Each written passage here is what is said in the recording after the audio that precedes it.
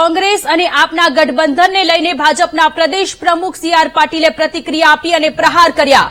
ભરૂચ અને ભાવનગર બેઠક પર ઉમેદવારોની જાહેરાતને લઈને ભાજપના પ્રદેશ પ્રમુખે પ્રતિક્રિયા આપી છે. કહ્યું છે કે કોંગ્રેસ અને આપ દિવા સ્વપ્ન જોવે છે. ભરૂચ બેઠક પર ભાજપનું પ્રભુત્વ છે. આમ આદમી પાર્ટીએ હાર માની લીધી હોવાની વાત કરી. 2 બેઠક પર લડવાની જાહેરાત કરી હાર માની લીધી છે. અમે અમારી તાકાત પર ચૂંટણી લડતા હોવાની વાત પણ ભાજપના પ્રદેશ પ્રમુખે કરી. ગઠબંધન થશે તો તેમનું નેતૃત્વ ખતમ થઈ જશે, એટલે કે કોંગ્રેસ અને આપનું નેતૃત્વ ખતમ થઈ જશે.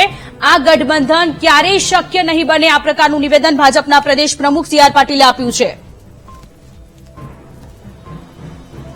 126 સીટ ઉપર આપની ડિપોઝિટ જમા થઈ હતી, એમાંથી એને બોધપાઠ લઈને આ વખતે ફક્ત 2 સીટ માટે પણ તૈયારી બતાવી. એ જ બતાવે છે કે એને પોતે હાર માની લીધી છે.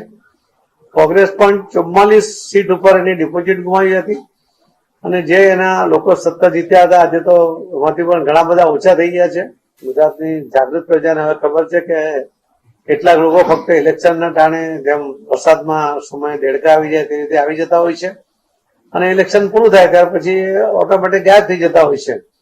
તો 2022ના વિધાનસભા ઇલેક્શન પછી ગુમ થયેલા લોકો ફરીવાર ગુજરાતમાં ઇલેક્શનના સમયે આવવાના પ્રયત્ન એ ગુજરાતની પ્રજા ખૂબ સારી રીતે ઓળખે છે અને વિશ્વાસ છે કે આદરણીય પ્રધાનમંત્રી શ્રી નરેન્દ્ર મોદી સાહેબના નેતૃત્વમાં જયારે ભારતીય જનતા પાર્ટી 370 અને એનડીએમાં 400 સીટ જીતવાના સંકલ્પ સાથે જયારે ભારતીય જનતા પાર્ટી આગળ વધી રહી છે, ત્યારે મોદી સાહેબના નેતૃત્વમાં આ ભવ્ય જીત, આ ટાર્ગેટ અમે એચીવ કરીશું ને એમાં ગુજરાતની 26 સીટ ભારતીય જનતા પાર્ટી જીતશે અને એમાં દરેક સીટ પર 5 લાખની લીડ મેળવવાનો જે અમારો સંકલ્પ છે એ પણ અમે પૂરો કરી શકીશું.